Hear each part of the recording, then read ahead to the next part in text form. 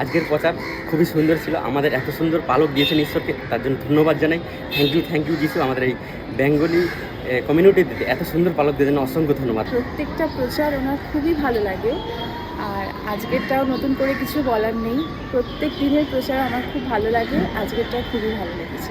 পালকের যে আজকে প্রচার ছিল, আমাদের বাইবেলে যে কিছু যে অবিশ্বাস্য কিছু কাজকর্ম, তা আমরা আজকে প্রচারে শুনেছি। খুবই সুন্দর লেগেছে।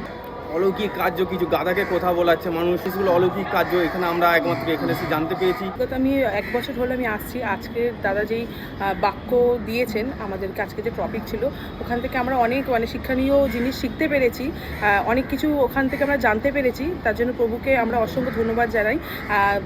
পালকের মাধ্যমে যে আমাদের সেই প্রচারটা আমরা শুনতে পারি, প্রভুর বাক্য আমরা শুনতে পারি, সেই পথে চলতে পারি। তো আজকে বাক্য আমাদের ভীষণ ভালোভাবে আমার ভালো লেগেছে। তার জন্য মহান পিতা ধন্যবাদ জানাই। তিনি এত সুন্দর পালকের মধ্য দিয়ে আমাদের এত সুন্দর বাক্য দিয়েছেন, তার জন্য অসংখ্য ধন্যবাদ জানাই। কারণ এই বাক্যের মারফতে, কারণ ঈশ্বর তিনি সর্বশক্তিমান, তিনি সমস্ত কিছু পারেন। তিনি আমাদের মানুষের মধ্যে এবং পশুর মধ্যেও সমস্ত কিছু করতে পারেন। যেমন গাধাকে কথা বলিয়েছেন, গাধা মনুষ্যের মতো কথা বলেছে, সেটা অবিশ্বাস্য একটা কার্যকর। যেমন তিনি নদীর জল লাল করে দিয়েছেন, সেটাকে তিনি পরিবর্তন করেছেন। কারণ ঈশ্বর মহান, তিনি আমাদের সমস্ত কিছু তিনি সৃষ্টি করেছেন, তিনি সমস্ত কিছু করতে পারেন। কারণ সমস্ত কর্তৃত্ব তিনি করেন, তিনি ছাড়া একটা গাছের পাতাও নড়েন না। ঠিক তেমনই ঈশ্বর আমাদের সর্বমহান, তিনি সমস্ত কিছু সৃষ্টিকর্তা, তিনি আমাদের সমস্ত কিছু।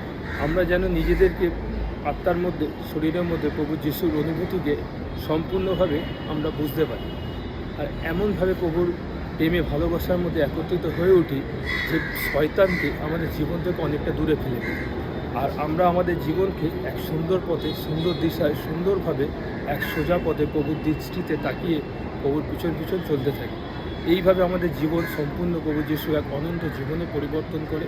সত্যি পিতা আমাদের জীবনে অবিশ্বাস্য জিনিসকেও বিশ্বাসযোগ্য তিনি আমাদেরকে দিয়েছেন।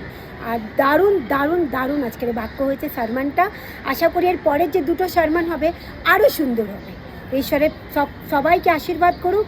আমিও আশীর্বাদিত হয়েছি। আজ আমি সত্যি খুব সুন্দর একটা ঈশ্বরের মহিমা অনুভব করেছি। ঈশ্বরের মহানামে ধন্যবাদ।